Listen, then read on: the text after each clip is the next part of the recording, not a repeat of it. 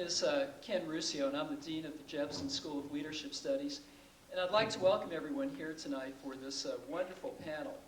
This is part of our continuing series on the study of the presidency, the American presidency. We thought that was an appropriate topic for this year, and that turned out to be a good call.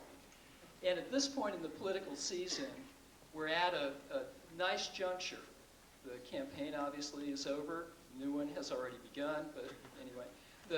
But what we're trying to do tonight is to ask the question, what next, Mr. President? To look at the agenda that's going to come over the next 4 years, to look at the leadership style of the president we've just elected, to see where the country stands a little bit, and just really get a sense from the people who are right there, what they are observing every day in their work. So we brought together a great panel of very distinguished journalists who are up in Washington. I'm going to let our moderator introduce each one of them, but let me introduce her. Margaret Warner probably needs no introduction. In fact, she threatened me that if I gave her a long introduction, she would walk out on us. But everyone knows her from the NewsHour.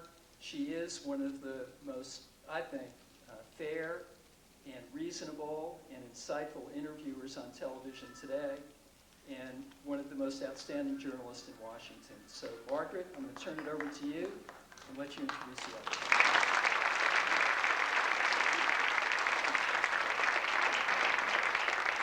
Thanks, Ken, very much, and that was really nice and short. And thank you all for coming. I mean, it's a huge audience, even though now behind the lights I can't see all of you. When we talked about doing this panel, it was sometime last year, and we actually had no idea whether we would be discussing a Bush presidency or a Kerry presidency. And so I just thought it was worth reviewing how we got here just for a minute. After losing in 2000, the Democrats realized they had to do something different, obviously. So they better find someone who didn't have that distracting charm of Al Gore. So they chose John Kerry, who was so unexciting that, you know, the Secret Service has code names for everyone, but his code name was John Kerry. But then, of course, the Bush campaign actually had a hard sale to make, because it was definitely hard to explain how he'd had a 4-year term that had produced more gay marriages than manufacturing jobs. So what you had was a real battle, which most of us covered in some fashion or other, and here we are at the Bush presidency, and that's what we're going to address tonight, and we have a terrific panel to do so. I'm going to introduce them just briefly. I know you know who they are. You probably wouldn't be here. To my immediate right is Dan Balz, who is national political correspondent for the Washington Post, covers both politics and also the governing side, both of them.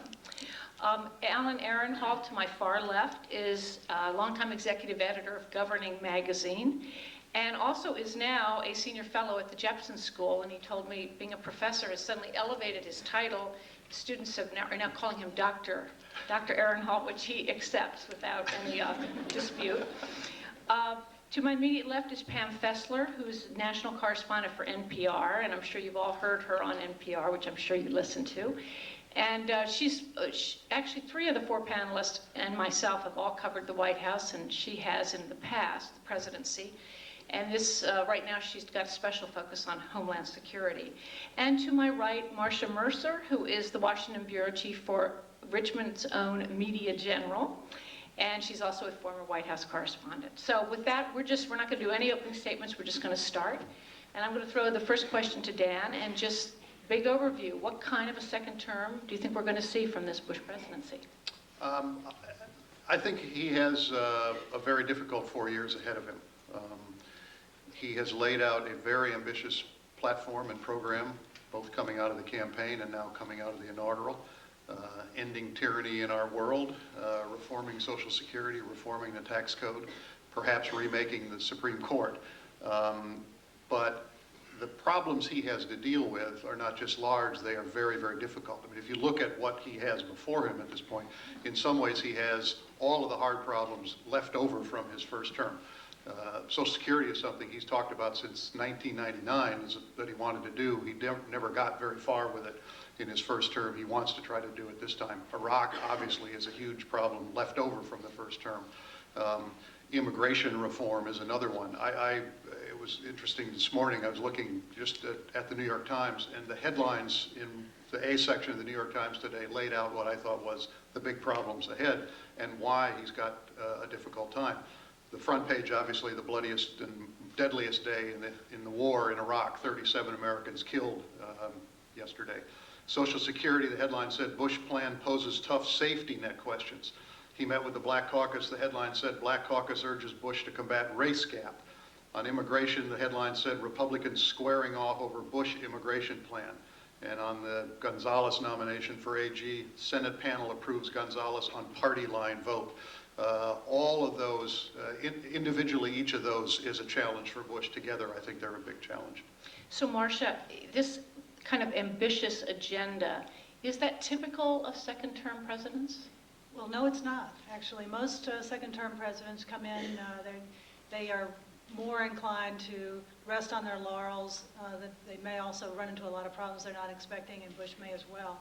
But they don't. He has a much more ambitious agenda, especially for someone who's coming in with 51% of the vote and about the same approval rating. You wouldn't expect, perhaps, that he would think he could get all this accomplished, but he has great confidence. That's probably to his credit. He has a new cabinet that, or at least 9 of the 15 are new members. That he's gotten rid of some of the ones that I think gave him some problems in the last term. And he's ready to tackle these things. He thinks he can do it. But it is going to be hard. Certainly that confidence, Pam, I thought came through yesterday at the press conference. I mean, he feels very confident, it seems. Well, he does. I mean, I think he feels that this election, he won it in his own right, and unlike the first term where I think that the president felt that he often had to prove himself, that he in fact deserved having the presidency, he doesn't feel that at all now. He's said a couple of times that he believes that this was that he received a mandate in this election, and that, he's going to pursue these policies that he talked about. I think one of the interesting things, though, after that press conference, he had a meeting with some Republican members of Congress, and I was sort of struck by the contrast with that meeting with a meeting that he had at the very beginning of his first term. Some of you might remember, it was a meeting with a bipartisan group of members of Congress, and it was to talk about education reform, and Senator Ted Kennedy came out, and Congressman George Miller of California, a Democrat. They all came out. They talked about how they were going to work together. It was this whole sense of bipartisanship. And yesterday, the president had a meeting with his Republican leaders of Congress who were basically telling him that he was already in trouble with some of his major initiatives, which Social Security reform. The Republicans aren't happy with his proposals on immigration reform, and they're basically telling him he's going to have to sell these proposals to the public, or they're just not going to go along with him. So Alan, give us, what are the cautionary lessons from the past about second terms?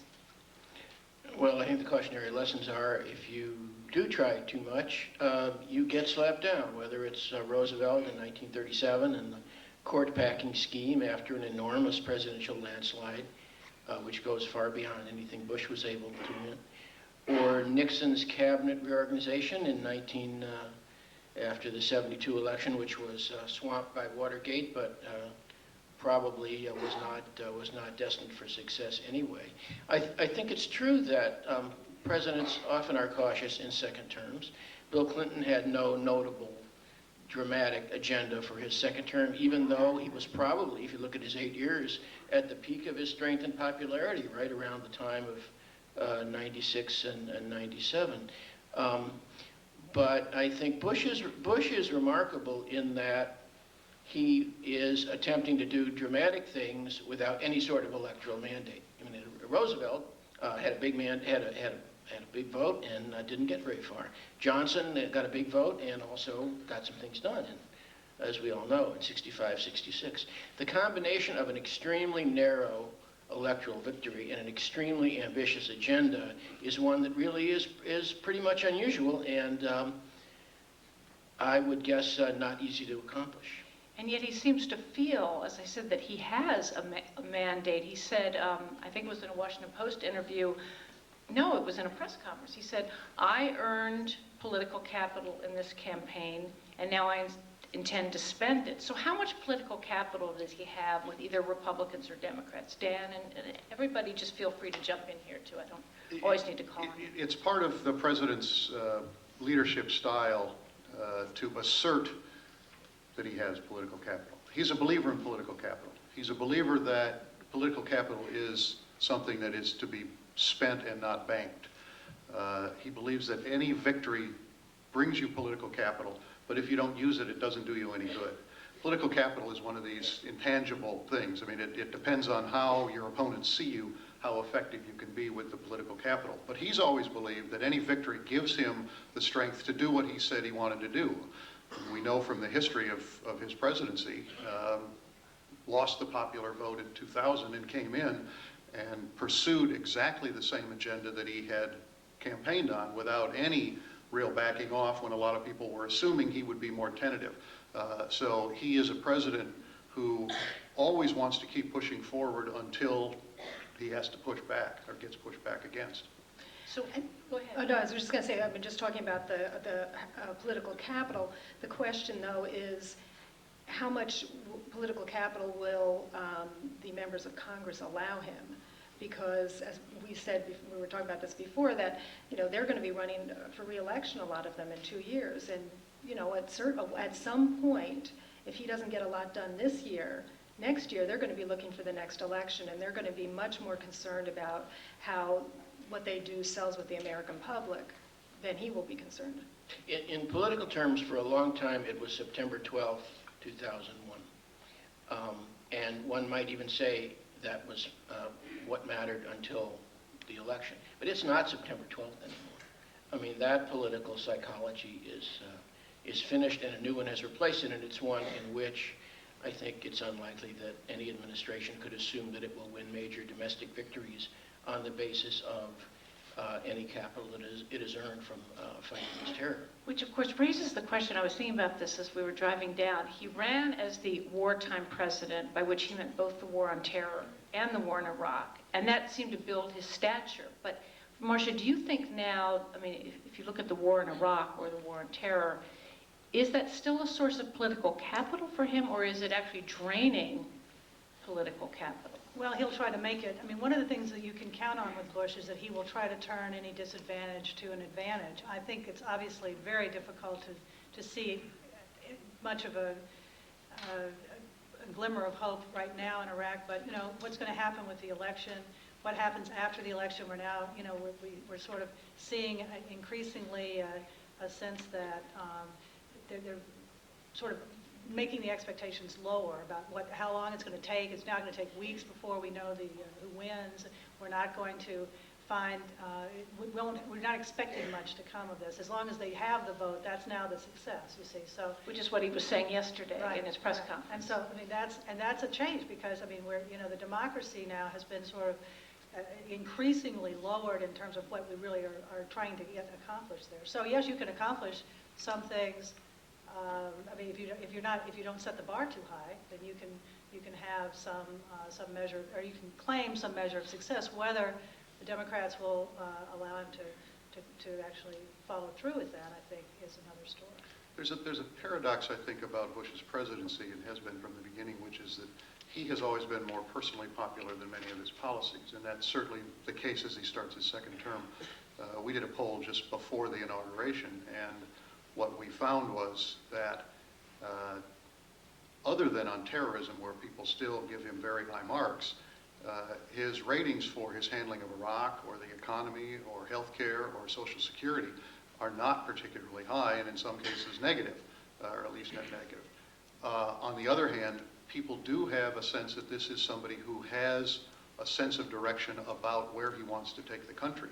And Bush has been very effective, even when people dislike the policies, of being able to set the agenda, drive the debate, and get a fair amount of what he's tried to do. Now, I think, as everyone here has suggested, what he's bitten off this time is so big that he may run into more problems, but that is his style, to just push forward. Well, I want to get more into some of the details of the agenda. And by the way, we are going to go to questions from all of you. I should have said that sooner, but so think, as you're thinking of what we're not addressing, we'll go to that. But a little more on Iraq as an issue that affects the rest of his agenda, Pam. For instance, do you sense that there's any kind of groundswell in Congress to say, bring the troops home? We see in the polls that more and more of the public is saying that. They are saying that, but I do believe that that in the end, most members of Congress are going to just defer to the administration on this and the Defense Department on how they're going to carry out the war. At this point, I don't really think there's much choice. I think that the big issue with the war and what impact it has on his political capital is the cost, and that it's soaking up all this money, and it's increasing the deficit to such an extent that there's going to be so little money available and so little flexibility for the president to carry out any of his domestic policies. There's just not going to be the money there. And I think that's going to be the big constraint, and that's going to be the thing where Iraq will really hurt him. Alan, your thoughts? I think that there's a remarkable lack of intensity about Iraq that doesn't jibe with the actual facts and information. A couple weeks ago in Dan's paper, there was a story below the fold on the front page that essentially said, it's official, there were no weapons of mass destruction. Below the fold on page 1. And I tried to think historically, what would that be comparable to, like February 1899? No, there was no battleship Maine, that was all made up, or something. And we can all fill in our own historical. This is an incredible demonstration of how a war like this in the days of the volunteer army, if in fact we have a volunteer army, I guess we mostly do, how that can be fought without any great level of intensity. The intensity's been played out, and we're just in Iraq, and people are dying, and most of the time the country takes it in stride. I think we can talk about how that happened and whether the press is in some way responsible for what seems to be a lack of attention, but nevertheless it exists. Well, what was also remarkable, I thought, this week was the way the Democrats handled the Condi Rice nomination. They were very critical of the war, and then they voted for it. So, they had their posturing, they had their moment to be very irate, and then so I think if you were looking for a sign, I think that's a good sign that they're mad, but they seem somewhat unable to figure out what to do about it. Senator Kennedy gave a speech today in which he said that we ought to look at the elections this weekend as the moment that begins the disengagement by the United States. And it laid out in, I think, more explicit terms than any Democrat has, the reasons and the rationales and the specifics of why and when the United States ought to begin to disengage. I suspect he will continue to be a rather lonely voice on that, even within the party. There are, I think, a lot of people who agree with him, but the Democrats are, they're stuck in this posture of still not wanting to be looked at as the party that's soft on defense, and I think they have a hard time raising their voice in an anti-war sense. So while there's unease, and there certainly is about Iraq, there is no groundswell at this point to change course. How do you think, well, no, I was going to ask how the Democrats picked up on Marsha's point, but let's go on a little bit more with President Bush. All right, let's take Social Security, and I don't want to we don't need to get into all the fine points, but he has a very ambitious idea, a radical change, which, as we know, is to, I think most of us know, to help to let younger workers divert part of their payroll tax into personal accounts or private accounts. Your language depends on where you stand on this issue.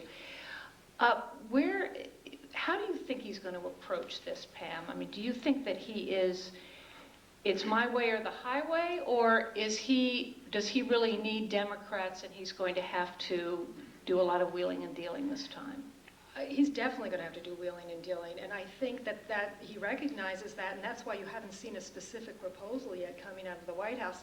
And even at the president's press conference yesterday, You might notice he kept saying, well, I want to talk, he's saying that he's going to come up with a plan for, and explain it a little bit more at the State of the Union, but I'll be interested to see how many details we actually get. But he did specifically say, you know, this is something that I want to work with Congress on. He's really putting more of the onus on them to also come up with some proposals. I think when you say, is he going to have to wheel and deal to get the Democrats, I mean, he's going to have to wheel and deal just to get some Republicans on board on this. I mean, he had a proposal, he had this exact same proposal 2 years ago. He had this commission that he put together. I don't know if you remember this. Had a big panel, a high-powered panel headed by Senator Moynihan, and they came up with basically these proposals. And when they finished the proposal and they released their publication, Republican members of the House were calling up the White House and said, you've got to put this away somewhere. We don't want to see it. We don't want to deal with it. Just put it in a drawer somewhere and forget about it until after the election, the midterm elections. Well, that's in fact what happened. And you know, that was 2 years ago or 3 years ago when the economy was doing really much better and the stock market was going up and people actually thought they could make a lot of money in the stock market, and we don't have that now. I just don't see, you know, how this is going to happen. So Alan, you're a student of the Congress, even though I know you're not covering it now. The president had an interesting comment yesterday when he was asked about these problems he's having even with Republicans, and he said, it's worth the political price, that is, to take on Social Security. The question is, do enough Democrats and or Republicans on the Hill agree with him, or what's it going to take to get them to really touch this third rail of American politics? Arguably, Social Security is, looking back in history, the domestic policy issue that terrifies Republicans in Congress the most. The one that makes them worry the most that they are going to lose their seats in the next election. If you look at the early years of the Reagan administration, when all of this came up and Republicans were being asked in some way to agree to modifications in Social Security, it terrified them, and I think with some good political reason. And what's required is a promise from the Democrats that they are not going to use this issue, that they are going to play and be part of the game, and that they are not going to work this politically. But of course, even if you get incumbent Democrats to say they're not going to do that, that doesn't mean challengers for office aren't going to go after Republicans on Social Security. And so there is no line of protection, and it is legitimately the subject that scares Republicans the most, because a lot of people who are between 50 and 70 vote, and those are the ones to be scared of. So what would be the carrot for the Democrats to be willing to do this? I don't think there's any carrot as big as the issue that they would like to have to run against. Well, I have to say that, oh, go ahead. I was just going to say that something about not being able to see anyone out there that I'm looking at makes me feel bolder in making So I really don't know who I'm talking to. You're being watched. I was going to say, I think there's a political disconnect between the president and members of his own party on this issue, in this regard. The president is convinced this is a political winner for the Republicans because, from his own experience, he took it on in 1999 when he made his first speech about it. There were a lot of Republicans who said, don't start talking about changing Social Security in a campaign, you'll get hammered. He took it on, he won. He took it on again in this campaign, didn't talk about it that much, but he did talk about it. He believes he's won 2 elections while saying explicitly, I want to reform Social Security by creating personal and private accounts. If you talk to people in the White House around him, they will point to Elizabeth Dole, Congresswoman Ann Northam, several others who have run on Social Security and won by talking about the things they want to do. So in his estimation, this is an issue that Republicans will get credit for, particularly with younger voters, if they take it on and succeed. Most of the Republicans on the Hill, as Alan said, do not see it that way. They are afraid of it. And they have said to him, you have to sell this program, you have to put out details, don't let us have that responsibility. Which is one reason I think we saw him yesterday. Well, I was just going to say that that's part of the strategy, I think, for it, is that they would be able to get this issue away from the Democrats. It's been the mainstay of the Democratic, forever. The Democrats brought Social Security, so now this new plan, if it were to be successful, if younger voters liked it, they would then have an allegiance to the Republican Party for the foreseeable future. But that is, I think that may be the Karl Rove scenario, but it's, I mean, it's genius, but I don't know if it's going to happen. You know? I just think this is a very tricky thing for them to try to pull off. I was just going to say, if I can just add one quick thing. I believe that I can now see the audience which is inclined to become much Now he's going to be very timid. This is not a good idea. I think that Republicans are prone to the ideological error of assuming that there is a greater desire for choice on the part of the electorate and for a multitude of economic choices on the part of the electorate than there in fact is. There are people who want lots of choices, but the older people get, the less choice they want, the less comfortable with choice they are. And that's true of the drug prescription drug plan. People above a certain age want to know what they're getting, and they don't want a whole lot of options and choices, and that's what makes this dangerous. Well, I mean, the gratitude question, I mean, it's fine if the stock market goes up, isn't it? I mean, if they did this plan. And then the Democrats, I mean, and then the younger voters are, and when they get to be older voters, they get to be retirement age, they do have a nice nest egg. But if it doesn't work, then what happens? Who's going to, then how are they going to feel? So, Pam, you want to say? Well, the one thing I wanted to add is that I do think, though, that President Bush really believes that this is good policy. And I think he really right, because he talks about it as the ownership society. Policy, I think he truly believes that this is a good thing to do. I can't say that members of Congress that I've spoken with really believe necessarily that this is the best thing to do. They might think it's preferable.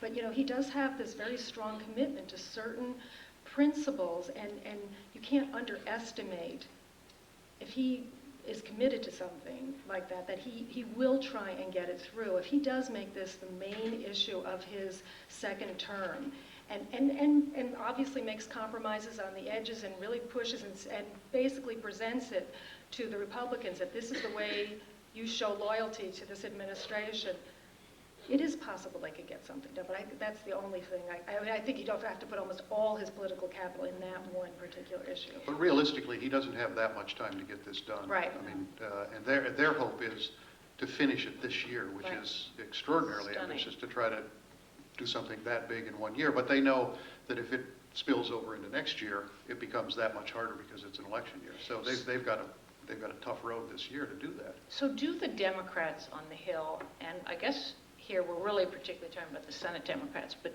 actually maybe the House as well, because a lot of House Republicans may not go for this, as Alan was pointing out. Do the Democrats have a strategy?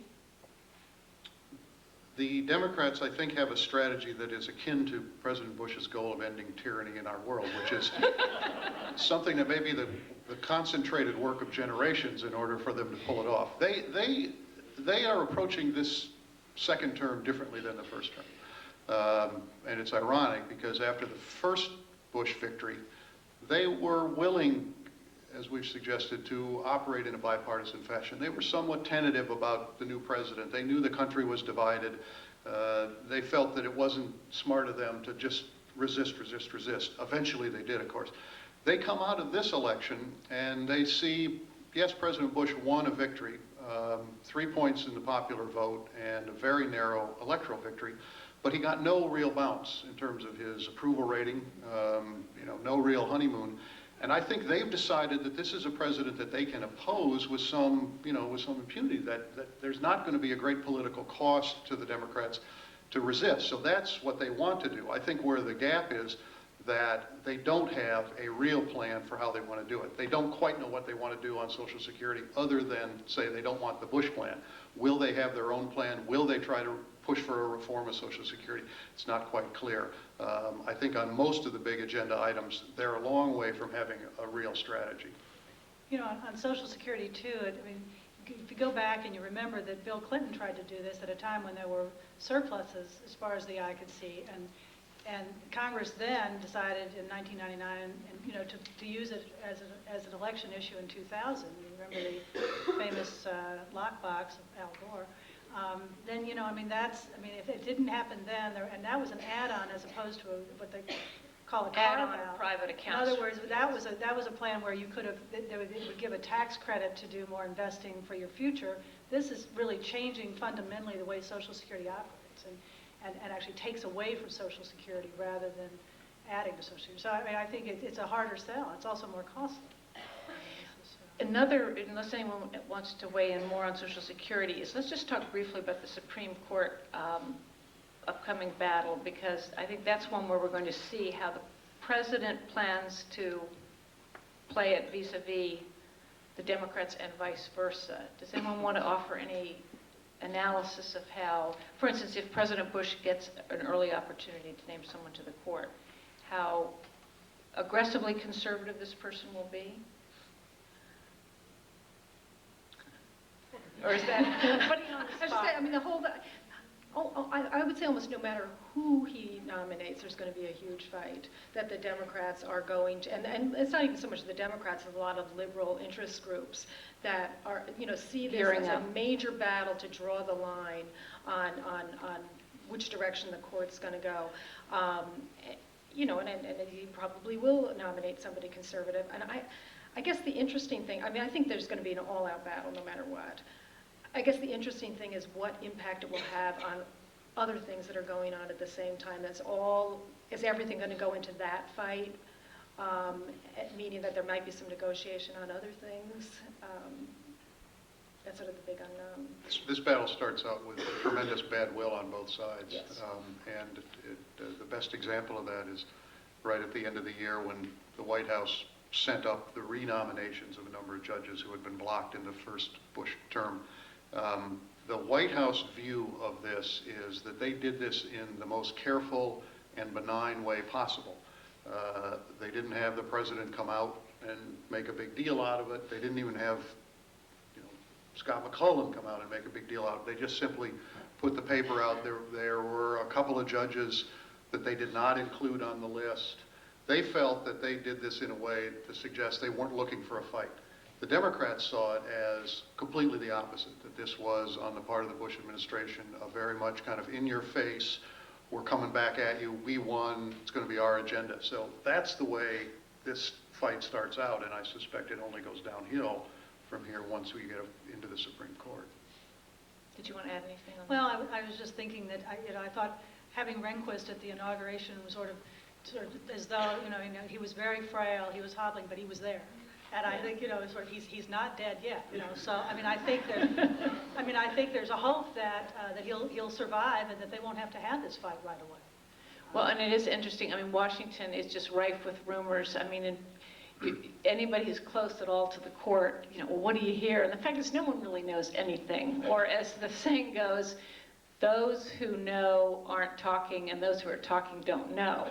So, but still, there's just a lot of trading. I heard one the other day that, well, Rehnquist really wants to hang on because he doesn't want to get Bush. I mean, I have no idea if this is true, I hasten to say, but it's just, in a way, we're totally speculating. Do you want to offer any thoughts just on Supreme Court battles in general? Only that you need 60 votes and there aren't 60 Republicans.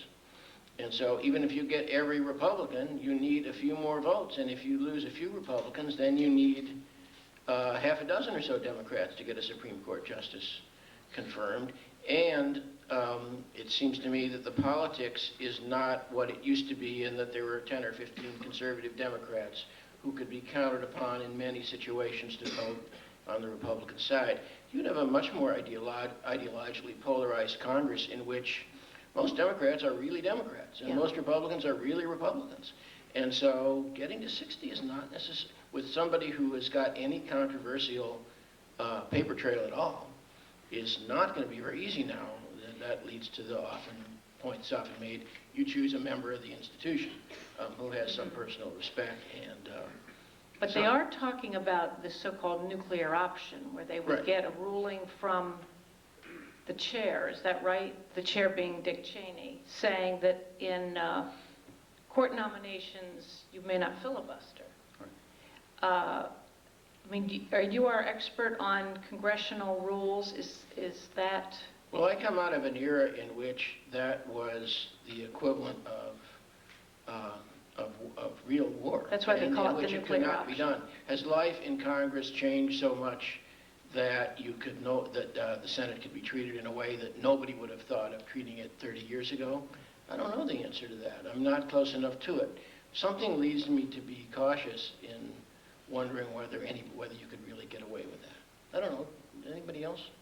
Well, I think that the one thing is if they do that, and that's why the Republicans are cautious about even considering it, is then it will be all-out war in the Senate for everything, not just the nominations, the court nominations, but I think, and the Democrats have said this, that, you know, if they do that, use that tactic for the judges, I mean, they're just not going to give in on anything, and I think then it'll be total paralysis, and very little is going to get accomplished. If we're talking about the House, I would say at this point, anything's possible. I mean, there is no tactic that I would think beyond the realm of the Republican majority to use in the House. But I'm not sure I would say that about the Senate. But I think you're right. I mean, if the so-called nuclear option is exercised, I think even a slim hope that the Bush White House has of gaining some cooperation from Democrats on tax reform or on Social Security reform, or you name the issue, becomes much more difficult. And of course, the White House will have to be involved because it can only work with this scenario of Dick Cheney in the chair, and then he makes the ruling, and then they say it only takes 51 votes to pass that ruling. Dan, you've covered President Bush for now 10 years. Just give us a sense of how his leadership style has evolved.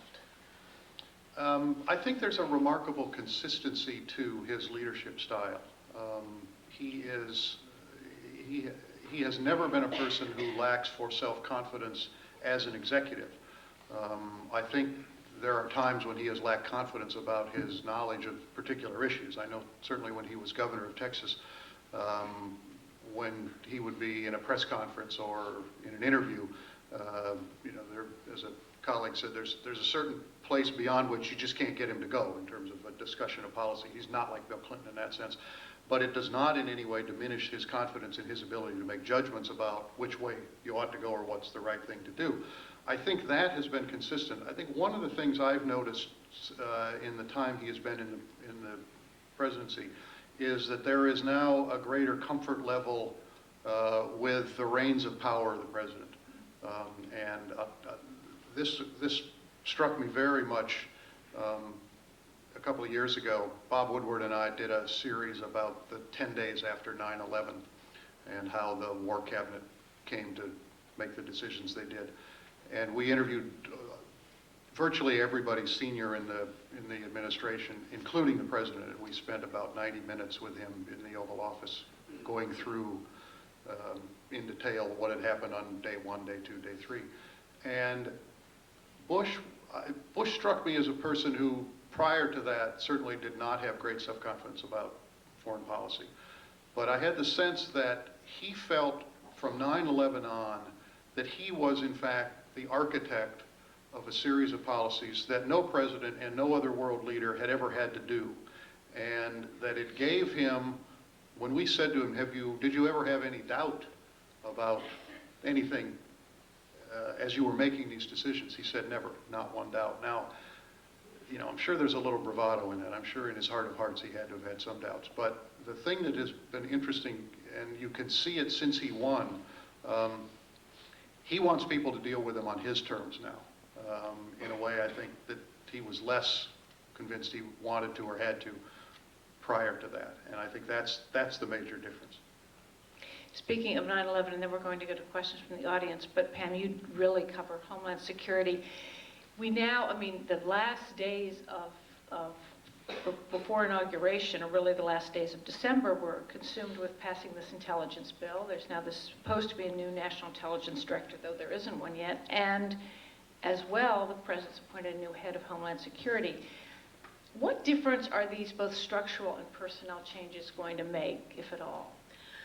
Well, it's actually very interesting. I mean, nobody really knows exactly what it's going to, how it's going to all come out, and that's actually the big problem. We have this new Department of Homeland Security. It's only 2 years old, still trying to get on its feet. There are a lot of turf battles within the department.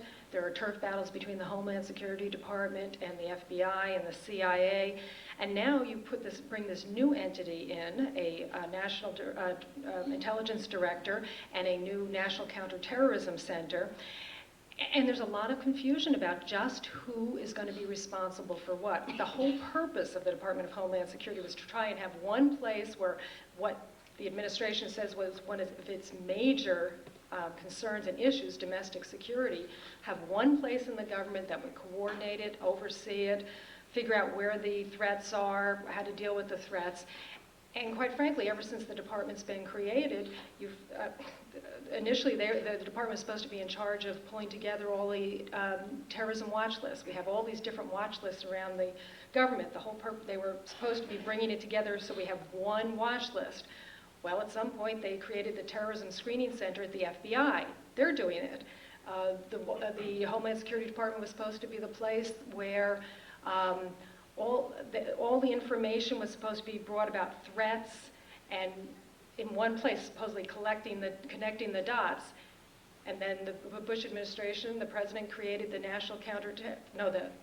the Terrorism Threat Integration Center. Now that Terrorism Threat Integration Center was over at the CIA. Well, now it's being moved over to the White House as part of the National Counterterrorism Center. So you have all this confusion. Nobody really knows where the lines of authority are. And this is the kind of administration or the management issues that I don't think that the president involves himself in at all, quite frankly. But they're very important. He might, look at the big issues, but there's lots of stuff going on inside the government and the bureaucracy that there's a lot of confusion. As a student of government, Alan, does this surprise you? No, I think that if there's one lesson in bureaucratic history is that coordination of various agencies is the single hardest thing to do in government. It's probably the lowest success rate. It is, and you can look back at World War II and how difficult it was during actual declared wartime in trying to create agencies that work together to combat an actual, tangible, declared threat. And so, no, it's not surprising at all. It's the first kind of trouble that governments have. And actually, can I just add one other thing too? And the big unknown, the big question mark over this whole second term of President Bush is, what if there's another terrorist attack? And that's going to change everything. They keep saying the terrorists are going to try attack again. They will attack at some point or try to. We don't know when, we don't know how, we don't know where. But that's going to change everything. Last two quick Marsha and Dan, both, I'll start with you, Marsha. To what degree do you think this fear of another attack hangs over everything?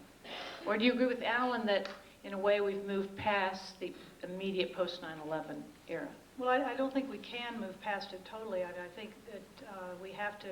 The government is still very much involved in in fighting that threat. There's still a great deal that's going on in the government to do it. I was thinking, though, as we were talking about the Department of Homeland Security, that what's making their jobs even more difficult, the people in that agency, is that now the White House wants to do away with the civil service, so that these workers now will have this whole turmoil about what their job status is as they're now trying to protect the rest of us. So, it just seems like that's a whole, and that's something that Bush wants to take to the rest of the government as well, which would be an overhaul of the civil service system, and that is a huge thing with labor in Washington. So I think that just adds another layer of confusion, another layer of the time that workers are spending thinking about how secure their jobs are is time they're not going to be thinking about how secure we are.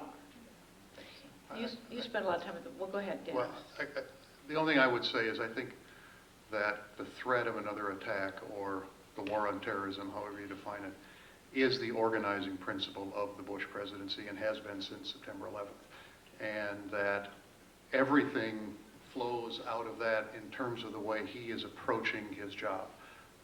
So all of the domestic fights, important to him, certainly, but the single most important thing is an aggressive war on terrorism, and that will occupy his presidency and his brain power and his time in a way like nothing else.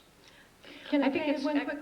Well, I think let's go to questions, and then I'm sure a lot of these topics will come up, but I've already shortchanged the audience by 8 minutes. So we're going to go to questions. We have some people with mics, either standing or they'll bring a mic to you. And I'll just go ahead and raise your hand, and I'll call on you. And we're turning the lights up even a little more. And when you ask a question, if you'd like, say, here, this lady right here. Just say who you are, if you'd like to, your name, and maybe if you're a student or Richmond resident or something. excuse me, right here? Well, this lady right here in the stripe. Sure, right here. Yeah, maybe stand up when I recognize you. It'll be easier for the mic to come to you. Morning to me. My name is Jan McDaniel. I live just north of here, outside of Ashland, Virginia. And my question is about Social Security, but I want to start out a little bit with some background. I look at, maybe it's because I just heard a lecture by Stephen Flynn, the security expert, and I just read Richard Clark's article in The Atlantic about the 10 years after terrorism. So when I read all those kinds of things, and we're at war, and people are dying every day, I have to wonder, why on earth are we even talking about Social Security? And I have to then ask myself, is that because there's some sort of deep ideological aspect to this? And I'm just wondering what you all think. How much does that play into what President Bush is proposing to do with Social Security? Wait, And I'm what sorry, ideological I think I don't quite understand your question. What is the question? How much does there's a real strong ideology, it appears to me, in the Republican Party in particular, that wants to just dismantle many government programs, Social Security among them. Right. So I'm just wondering, how much does that play into what he's proposing to do on Social Security? I'd like to take that. Well, I guess I would just say that, as I said before, I do believe that the president and, some of the people around him truly believes that this is the best thing to do for younger workers, that they will, in fact, be better off if they are allowed to control some of this money and invest it in the market. I think he truly believes that. And you can look at the numbers many different ways, and lots of people think it doesn't make sense. But I believe he thinks that, philosophically, that this would be a good thing and that will help the people, especially the younger workers. In the largest sense, I think, the worship of the free market and market values is perhaps the single largest factor in the revival of the Republican Party in the last 25 years. It's the animating ideology, going all the way back to tax cuts and Proposition 13 in 1978, and going back all that far. I mean, and an entire intellectual network has grown up to promote free market ideas throughout the economy and the society, and it extends through the think tanks, talk radio, the conservative mainstream media. It's really an an enormous amount of the academy, at least in economics departments.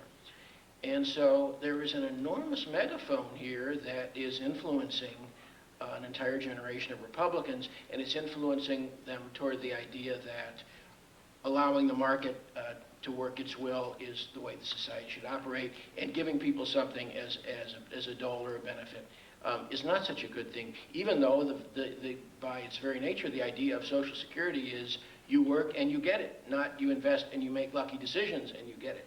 However, I mean, I think it should not be underestimated the extent to which the Republican Party is built not only on that narrow idea, but on the larger complex of issues that surround that idea.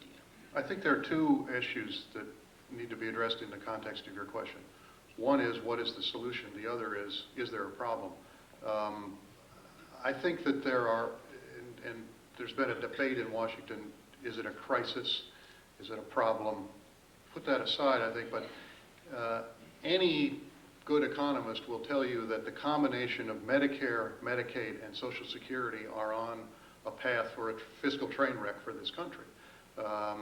Not tomorrow, but in the future. If you chart out, 40 or 50 years from now, if nothing is done, those three programs, which now take, I want to say, 40% of domestic spending, of all domestic spending other than the interest on the debt. Within 40 years or 50 years, that will be, under the best scenario, 75% of all government spending. Worst scenario, 85 or 90%. That's unsustainable over time because of the retirement of the baby boomers. So there's no question that there is a problem with the entitlements programs that has to be dealt with. The question is, what's the biggest problem? Most people would tell you that it's Medicare and Medicaid, not Social Security, but I think for two reasons the Bush administration has chosen to take on Social Security. One is that they believe, rightly or wrongly, that there is a greater potential to reach a consensus in Congress on a fix for Social Security than for Medicare, that the Medicare fix would be much, much more difficult. and that it is more difficult to actually figure out what the nature of that problem is. The second is because, as Alan was suggesting, they believe they have a solution that has a political benefit for them. Now, that's the political fight that'll go on, but you know, it is not a battle that can be avoided no matter who's president. I mean, it may not get done this year, it may not get done next year, but eventually this problem is going to have to be dealt with. But the real question is, what's the right solution?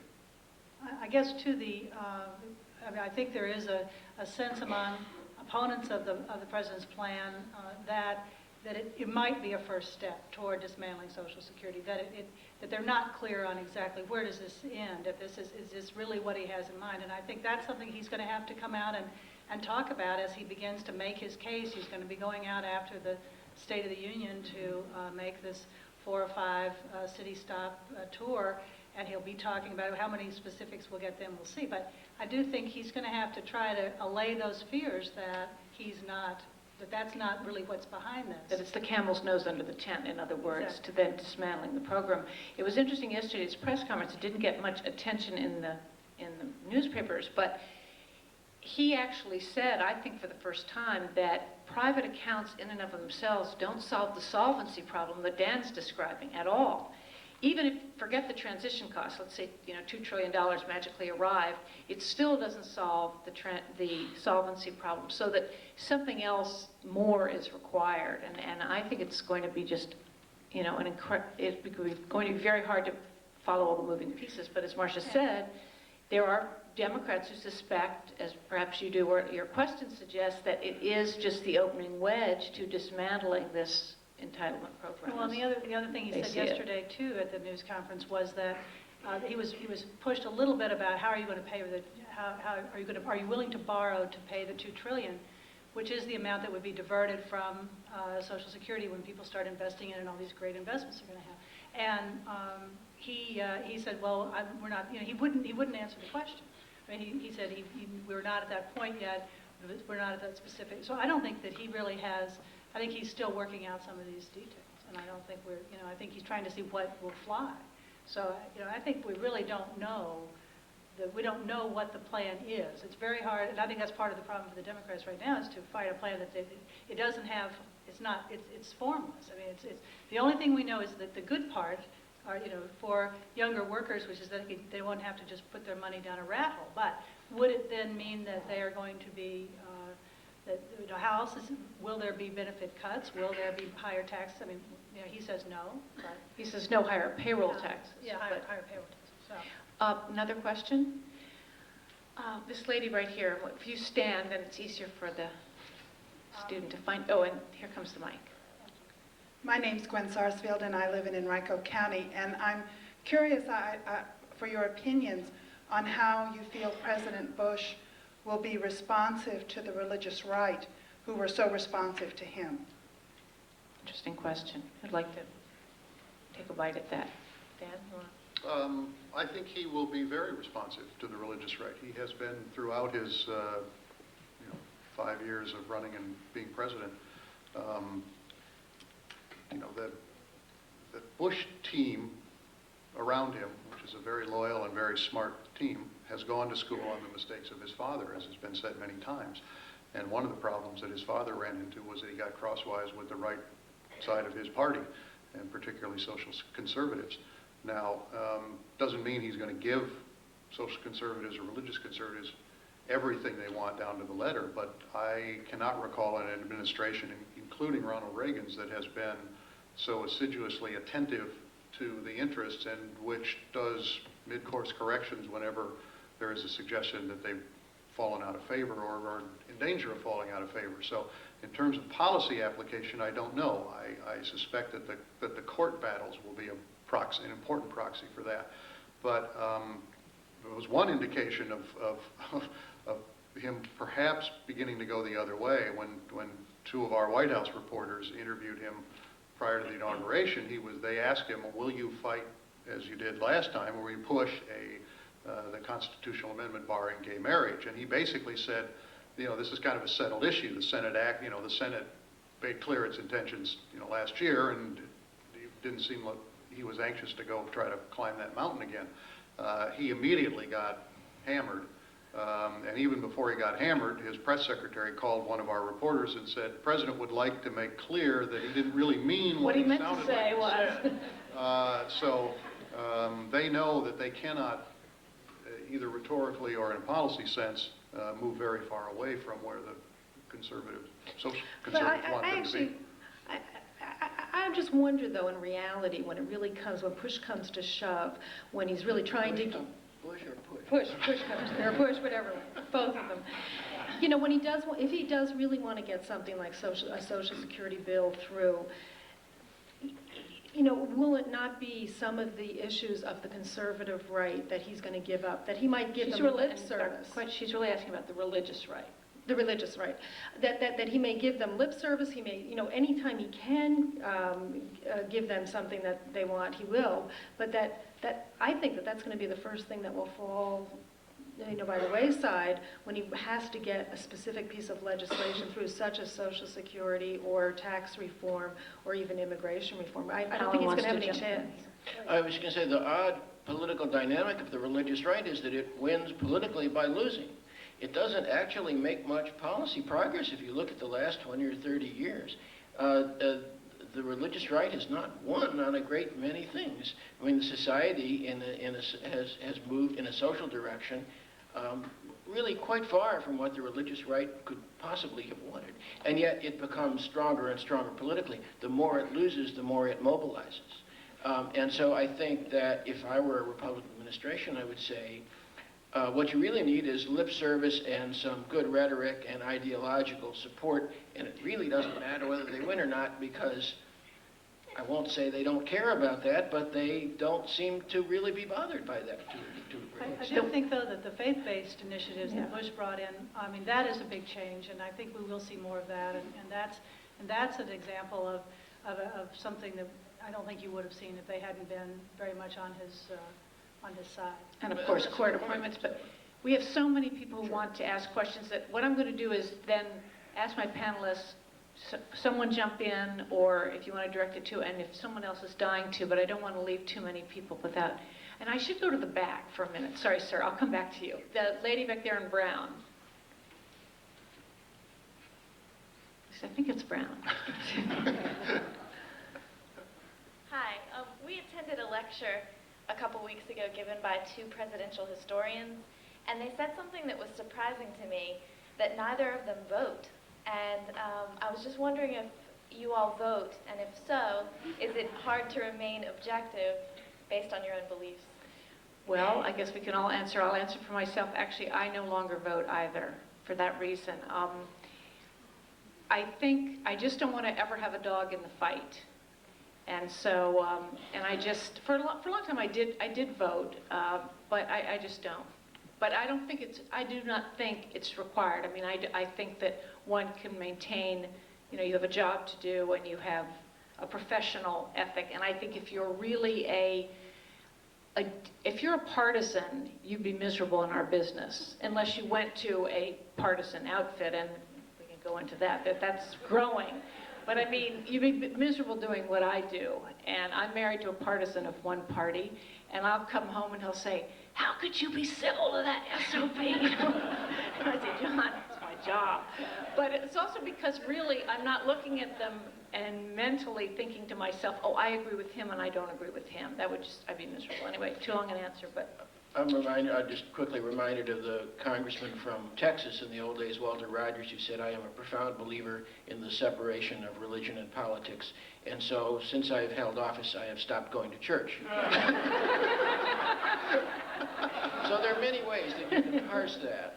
Does anyone else want to take that? Well, I do vote, and I don't feel that it impairs my ability to be objective, and I think that I have, perhaps by the fact that I do cover the campaigns and I see them up close, that I feel like I have a pretty good idea of which one I think I would make a better president. So but I try very hard not to let that show, and I think that most of my colleagues who do vote, I think and I don't mean this in any bad way to you, but I mean, I think to say I don't vote is sort of begging the question in a way, because you can still have very strong feelings whether you vote or not. I mean, it may help people in the public to think, well, yes, look, they don't vote, but you know, to me, you could still, I mean, you could still have a sway, a feeling, and so that, I mean, I don't have anything against people who don't vote, but I don't feel that it's bad for me to vote either. I do not vote in party primaries, but I do vote in general elections. Yeah, and one reason, just to say, well, I live in Washington, D.C., and to even have your vote count, you have to register as a Democrat, which would be another problem for me. When I lived in New Hampshire, I registered as an independent and voted, and the same when I lived in California. All right, this lady right here. I'm sorry, I'm making our people with mics go up and back, but if you just stand and then she can see you. Hi, I'm Chris Iden, and I'm a big NewsHour fan, and we're missing the NewsHour to be here tonight. Oh, and I have a piece on, too. You'll have to dial it up on the internet. I want to follow up on that question. It's very interesting because I was just, as you all were talking earlier, thinking about the relationship of the Bush administration as a whole to journalists and to journalism and media, and how I'd be interested to know your impression of past 4 years, and if that differs in what you think will be coming in the next 4 years. And secondly, if you could ask one question, presuming that President Bush would answer in a direct way, what would that question be that you would ask him? Well, your first question is so meaty that I may invoke the President Bush rule, which is no follow-ups. But anyway, I know there's something Alan's dying to talk about. Well, if I understand the question, it is what the role of the media essentially has been in creating the climate of What your impression of it is. In the past 4 years, and will it be any different? I think that, I'll be as brief as I can, I think that the media has been victimized by a campaign of systematic disinformation on a scale which no administration has really practiced so successfully probably in American history, and that the inability and that the media does not cope effectively with systematic failure to tell the truth. It copes with individual lying or fibbing. It copes with Bill Clinton saying the wrong thing to Ken Starr. It copes with Nixon erasing 18 minutes from a tape. It doesn't cope with systematic information manipulation of the sort that has gone on in the Bush administration since 2001. And I think the only events comparable to it that I can think of are the inability of the press to cope with Joe McCarthy in the 50s because wire service reporters essentially reported whatever he said, whether there was any truth to it or not. And second, the response of the media in the early days of the Vietnam War to reports from the field that were really not based on the truth about the war, but based on what the military command said. And all of this is augmented by, as I said briefly before, conservative mainstream media such as Fox and its acolytes, talk radio, which is enormously important politically, and a network that is really not the same as what we're used to dealing with. And I'll stop, and I'm happy to have people disagree with me. Or agree, I guess. I guess, go right ahead. I mean, the one thing, I really think that the media gave the Bush administration a pass in the first term, and I think you're seeing quite a shift now. I think that reporters are much more challenging of anything that the administration says, and I think the whole war with Iraq and the motivation for the war with Iraq and all of the reasons given why we went into Iraq, and that every single one basically has been shot down, that reporters are much more willing to question the administration. But the only other thing I want to add, I have never seen, I've been in Washington 25 years, any administration that is so good at controlling information. And they are just so good at being on message and having one message, and it's very hard to get underneath that crust. And that just makes it more challenging. I was just going to mention that it seems to me that one thing that Bush has done, besides hiring Armstrong Williams, and I know he didn't do it directly, but I mean, I think that was kind of an astonishing turn. But one of the things he really goes to local media so much more than even than Clinton did to get his message across. And when he travels, I mean he travels all the time, and it's not just during the campaign, but of course it's always a campaign. But it's really a much different use of the Washington media, and I think that he gets very good press when he goes out of town. So that's one reason why he does it. And I think also on the Armstrong-Williams thing, he did say yesterday, just to be fair, that Bush said at the news conference that it was wrong for the Education Department to have that contract, and that he said no other agencies would have it. So. This is clearly the most difficult administration I think any of us have covered. And I think when you look at the press as an institution, press gets used to, like anybody does with anything, covering news or a White House in a particular way.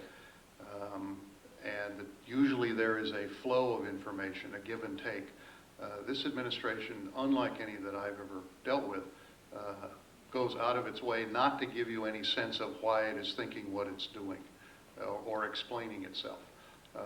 And I think that for a long time, people who've covered this White House or this administration have been continuing to try to do it the traditional way with greater and greater frustration. And so my guess is that the second term will be tougher for Bush in his relationship with the press than his first. On a personal basis, I think Bush has a decent relationship with a lot of reporters who cover the White House. They don't dislike him. But there is great frustration with the way his administration does business in terms of dispensing information. I think the other point I would make is that we're in a period in which the partisanship of the country is so much greater than anything we've dealt with, and that affects also the way I think all of you, as consumers of the news, look at all of us who produce the news. I think that there is a greater tendency now for people to seek out news that conforms to their view of the world, and to assume that if what I write or what Marsha writes doesn't fit with what you think, that we're in the tank for one side or the other, which which we're not, but nonetheless we have to live with that, and I think that makes it difficult.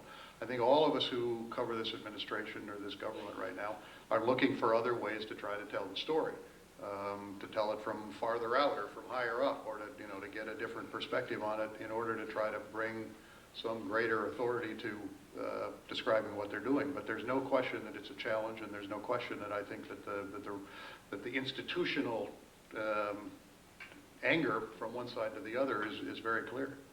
I'd like to add something to that, to what Dan just said, which is that it really is getting harder and harder. We see it in our email for our audiences to take us at face value, and people will come up to me and say, "Oh, I love the NewsHour.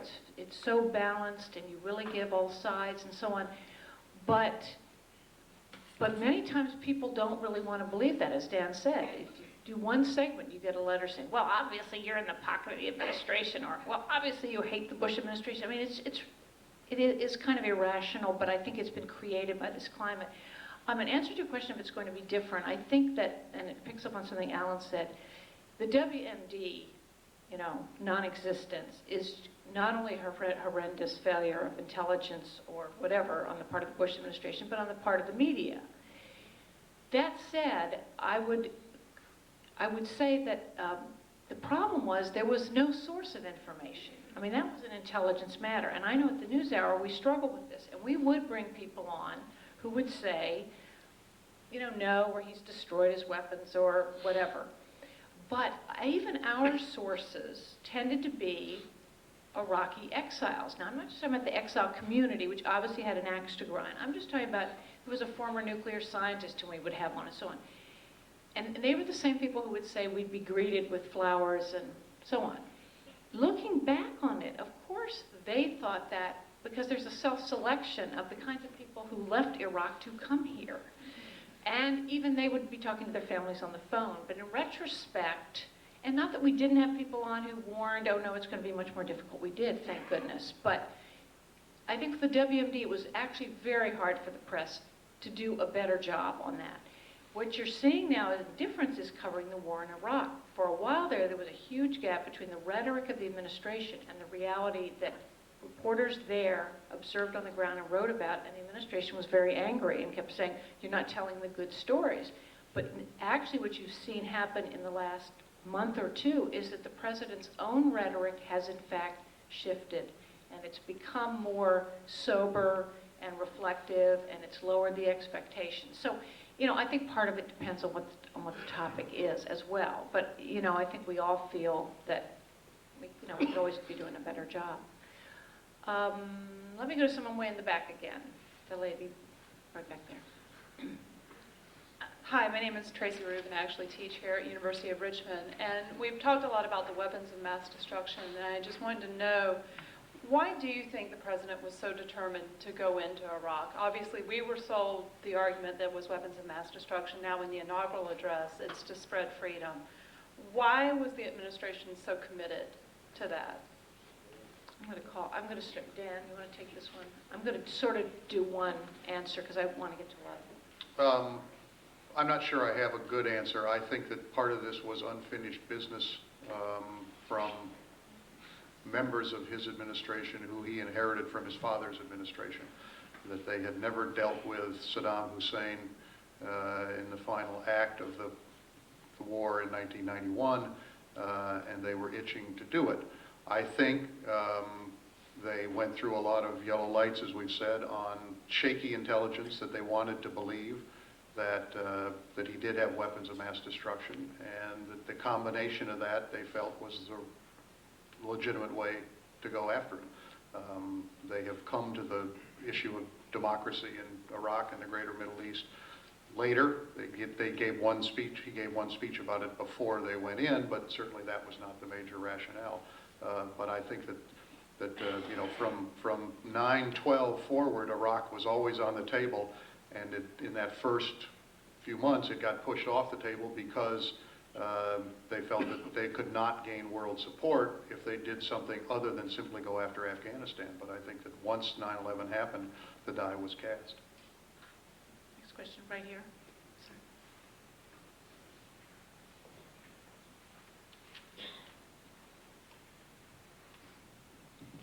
Hi, Dan Bradley of Richmond.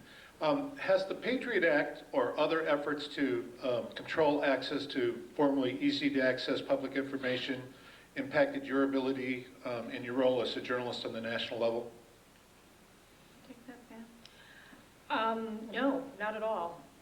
Can you give a specific at all? No, I just wonder, you hear a lot about the Patriot Act, and I wonder if it has an impact on your job. It has not yet. I don't know if anybody else has, but it hasn't. I've not noticed anything at all. I mean, most of that has to do with law enforcement. Most of the measures in the Patriot Act. I mean, it really is what's hurt our access is just the fact that many people in the Bush administration, many of the top officials, they're just very controlling of information. And as Dan mentioned, you know, in past administrations, you could often sit back with somebody and talk to them, say, okay, this is what they say publicly, but here's the explanation, and they can give it to you just to fill you, you know, so you have some perspective. And in lots of places in the Bush administration, you just can't get that, especially at the White House. I think I think Freedom of Information Act is apparently more difficult to get certain things, but I don't know if anyone here has run I think across we have had some FOI requests that took a very long time. Now, was that the Patriot Act, or was that just because they wanted to drag along? I mean, I don't know. You know, they weren't particularly things that should have been covered by the Patriot Act, but they. I mean, I do think you see on websites, government websites have taken down a lot of materials that used to be very readily available. It's harder to find things. And that, you know, there is that, but I don't. It's not the Patriot Act. Yeah, see, I think a lot of things that are measures adopted in the war on terror, anything people don't like, they call it the Patriot Act. And actually, there is going to be a big discussion about re-upping the Patriot Act at the end of this year, where we'll get this all aired. It's right here, sir. I promised to call on you in brown right there. Hi, my name is David Kaufman. I'm a student here. I just had two questions about foreign policy. Can you do one? Just because we're down to 7 minutes. Okay. I guess I was just wondering, I've heard a lot, sort of like a quiet buzz going around that this administration might have Iran somewhere on the agenda in the next 4 years. Do you think that's something they actually might be thinking, that's something that could happen even after everything they've been through in Iraq? Who wants to take that? Why don't you take that, Margaret? Well, there is no doubt that people in the administration see Iran's, particularly nuclear ambitions, as the big threat. That said, they also recognize that Iran is not a complete tyranny. And so, I mean, it's not like Iraq. Is it on the list for a military strike? I mean, I don't want to be in the predicting business, but I can tell you this, that at the Pentagon, they know that they don't know where everything is. They don't know where all these nuclear sites are. So the question is, if the objective is not to topple the regime, but to get rid of the nuclear sites, I know from talking to people off the record at the Pentagon, they don't know where everything is. Now, there was a story in the New Yorker this past week that by Cy Hirsch that, they have people on the ground doing reconnaissance in Iran. That wouldn't surprise me totally. I mean, I think we've got teams on the ground in a lot of places, maybe not North Korea, but elsewhere.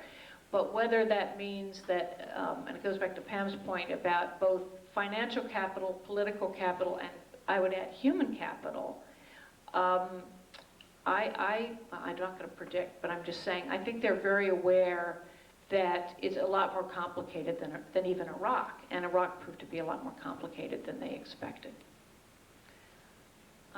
Is anyone, someone way up, I'm sorry, way up there. You could just shout your question. I'll say it loudly. My name is Trip Weldy. I'm a junior here. I'm from New York City.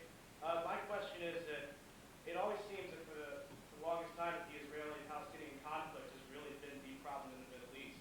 And now that it seems to me that we have a much more cooperative Ariel Sharon and a newly elected Palestinian leader, my question is basically, do you see Bush moving on this and trying to get the peace process started again?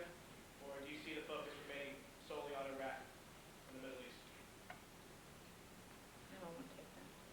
I believe they feel they have to try to move on it, but I think Iraq still is the thing that will occupy them because of the problems we're in. Prime Minister Blair has always tried to use the influence he has gained by being President Bush's closest friend and ally in the world to push the administration to do more on the Middle East, always to his frustration up to now. But we will see whether Condoleezza Rice, as Secretary of State, decides that this could be part of her legacy as Secretary of State. She's going to take her first trip and will, among other places, will be in the Middle East, and I think that will begin to tell us whether they're going to fully engage or whether it will be, kind of catch as catch can and symbolic engagement. I would just add to that I'm told by people close to Condi Rice that in fact she would like to, if it looks like it's going to pay off, of course. So I do think you'll see more engagement, particularly given the factors you just cited, the change particularly on the Palestinian side, and certainly in Washington right now there's this sudden, I hate to say headiness because everyone's been burned so many times, but the steps that, Abu Mazen has taken on the security front, the reciprocal, at least, language that's come from Ariel Sharon. So, it's very, I don't think they'll spend, going back to the political capital issue, lots and lots. I don't think you'll see Condi Rice get sucked in there if they feel it's not going anywhere, but I think if they think it is, then it will be another example they can point to. See, they had free elections in the Palestinian territories, and here's what it produced. So I think there's an interest. I guess over here, right there on the aisle, sir. Charles Bryan from Richmond. Since the armored vehicle flap, we haven't heard much from Secretary Rumsfeld. Seems to be a little more subdued. Do your sources say that there's a growing sense of frustration in the Republican Party on Capitol Hill toward the Secretary and maybe even within the administration? Well, I am not, I'm probably not the best person to take this question, but you pointed at me. No, But I think that, I mean, from what I can tell, Bush is still standing behind Rumsfeld, and I don't see, I think he is, he's backing him, and I think they're just going to stick with him, as far as I can tell. Now, you know, if it changes tomorrow, they'll forget I said that. Does anyone want to add anything? I guess the only thing was, I think he's just lying low after those remarks about the armor, and that, you know, just had such a bad feedback to that I think he's just lying low. I don't see Bush, you know, turning on him. I think he really thinks he's one of his, you know, top aides. Want to add anything, Alan? All right. Another? Yes, sir, right back there. In the second to last row. Good evening. My name is Dan Stackhouse. I live in Richmond, and I work for our local PBS and NPR station. My question is that we have heard in the last couple months a sense from the administration of a encouragement to re-engage with the rest of the world, with reconnecting with some of our older allies, to kind of start to mend fences. Do you see that being a genuine interest of this administration over the next 4 years? And if so, will that truly impact foreign policy? Alan, I'm going to call on you because I'm sure you have something provocative to say. I'm not sure they care, really, when you get right down to it. What Denmark thinks of us, you know? I'm just not sure that that's high on their agenda. I think that Bush would like to be admired throughout the world, but I don't think it's one of his 50 top priorities of his second term, but I could be wrong about that. I certainly would exempt from that areas of the world that we've been talking about where they really are interested, and I think they are genuinely interested in the Middle East and Iran and the axis of evil, whoever happens to be on that list now. I mean, there are some vacancies, I suppose, that need to be filled, and we would care about those places. But as to most of the rest of the world, I doubt it. Maybe I'm wrong, but I doubt it. We're basically out of time, and I just want to leave everybody here with something to chew on. So I'm going to call on my panelists just to quickly whip around, name one issue, major unaddressed issue that's not on the front burner for this administration or this president that you think could come back to bite him or us. Well, he did mention it yesterday, but I think immigration is something that it really has to be addressed, and we've seen it come up, and I mean, he's brought it up before and let it drop. The Republicans on the Hill are very divided about what ought to be done. The Republicans didn't put it on their top 10, but this is an issue that I think is much more pressing than a lot of the other things that we're dealing with, and the border issues are very important. Dan? The cost and availability of health care, which I think has always been for Bush a back burner issue, and I think continues to be. For you mean for not just elderly, but everyone? For everyone, yes. Yeah. Pam? Marsha did talk about this a little bit, but I would say it's actually the civil service and the government agencies. There are a lot of people who are getting ready to retire. We don't have anybody else coming in. Mid-level management, there could be big holes in it. And I think if something happens, if we do have another terrorist attack and it turns out that it was because we didn't have enough border patrol guards or customs officials, I think that that's going to really hurt him a lot. And I think it's a big issue that nobody's really paying attention to. And Alan? Trouble with going last is that all the good issues I've taken. The truth is, I agree with Dan that health care costs beyond the specifics that they have dealt with are an enormous issue for the states, for local governments, and we haven't talked much about that. But those will ultimately affect the federal deficit, federal policy, and politics, and so I vote for health. And I'll just close by invoking the moderator's prerogative, and I'll add one to the list, which I think is energy independence. And I don't know why our system of government squandered the post 9/11 opportunity to really embark on a kind of national energy independence campaign. I want to thank all of you. I thought Ken, come up, but thank you so much. Oh, we can. Great audience.